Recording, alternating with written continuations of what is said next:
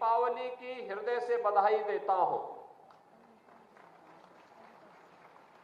दीपावली का ये उमंग, ये उत्साह पूरे प्रदेश में, देश और दुनिया में जहां कहीं भी सनातन हिंदू धर्मावलंबी निवास करता है, उन सब के जीवन में यश, कीर्ति और समृद्धि लाने में सफल हो, इसकी कामना भगवान गोरक्षनाथ जी से करता हूं।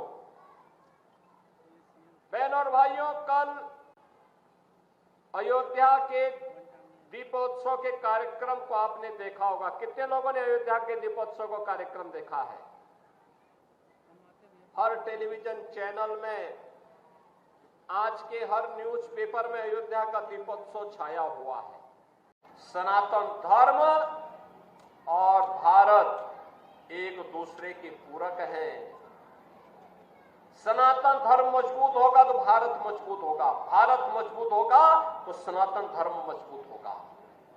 अगर इनमें से कोई भी कमजोर होता है तो मान के चलिए दोनों कमजोर होते हैं।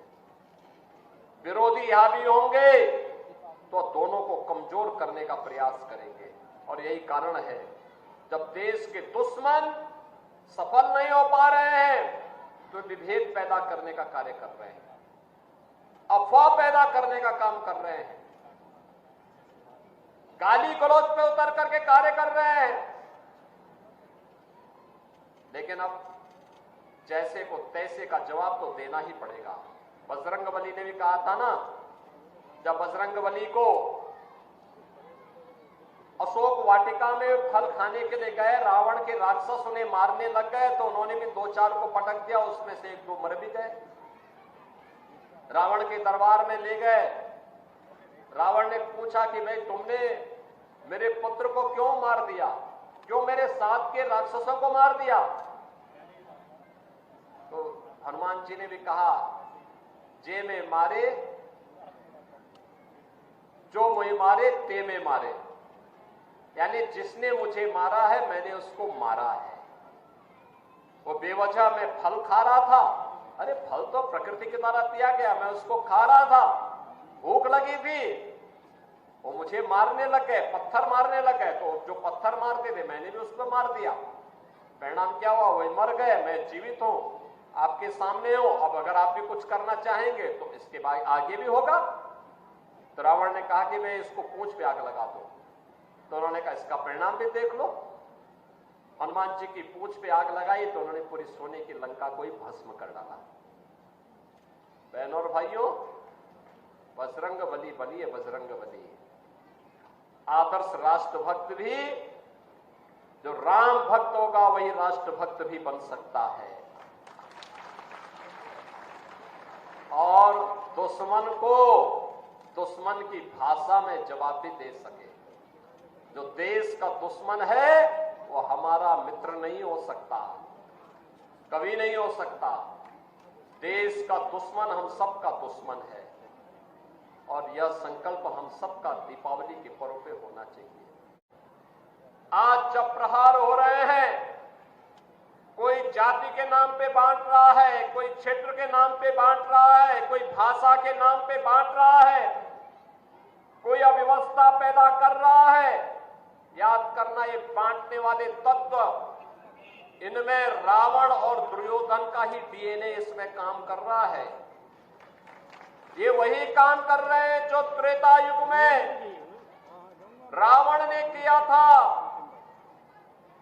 और याद करना, जब भी आप इन लोगों को बांटने वाले तत्वों को धोखे से अगर मौका दे दिया, ये फिर वही काम करेंगे, गुंडागिर्दी का, अराजकता का, दंगा कराने का। कहीं ताड़का को भेजेंगे, घर दूषण को भेजेंगे, कहीं चंड-मुंड इनके जाएंगे, अव्यवस्था पैदा करेंगे, दुर्व्यवस्था पैदा करेंगे। बेटी की सुरक्षा के लिए, किसी बहन की सुरक्षा के लिए ये लोग खतरा पैदा होंगे। कहीं पर गरीबों की जमीनों पर कब्जा करेंगे, कहीं व्यापारी का अपहरण करेंगे, कहीं राह चलते हुए किसी राहगीर को गोली मारेंगे, कहीं दंगा भड़काएंगे, पर्व और त्योहार के पहले दंगा भड़काएंगे, उसमें खलल डालने का काम करेंगे। यही तो ये लोग करते थे 2017 के पहले।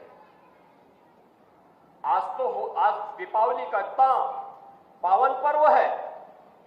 पूरे प्रदेश में कल दीपोत्सव, आज भी दीप घर घर जलेंगे और कितना शांति और सौहार्दपूर्ण तरीके से, निश्चिंत तरीके से आप आयोजन के साथ जुड़े। सबको मालूम है कि अब कोई खतरा यानी सुरक्षा में सेंध लगाएगा तो राम नाम सत्य है की तरफ चला जाएगा। अब सेंध नहीं लगा पाएगा। अब कोई जबरन कानून को हाथ में लेगा तो उसे भी मालूम है कि कानून उसको फांसी के फंदे तक लेके चला जाएगा। अगर कोई किसी बेटी पर हाथ डालेगा, किसी राह चलती हुई किसी बहन पर की इज्जत के साथ खिलवाड़ करेगा तो उसे भी मालूम है कि ये रास्ता उसे दुर्योधन और दुशासन की गति को प्रदान कर देगा। रावण और कुंभकर्ण की तरह ही उसकी भी दुर्गति कर देगा। अगर कोई दंगा करा करके पर्व और त्योहारों के पावन पर्व में खलल डालने का कार्य करेगा तो उसे भी मालूम है कि इसके बाद तो फिर उसका पुतला ही जलाया जाना बाकी रह जाएगा।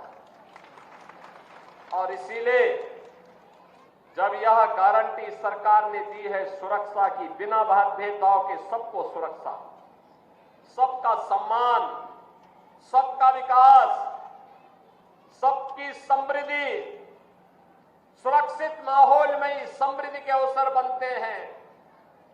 एक सुरक्षित माहौल में ही उज्जवल भविष्य की परिकल्पना को साकार किया जा सकता है और उसी को साकार करने के लिए हम बार बार इस वन्य गांवों में आते हैं।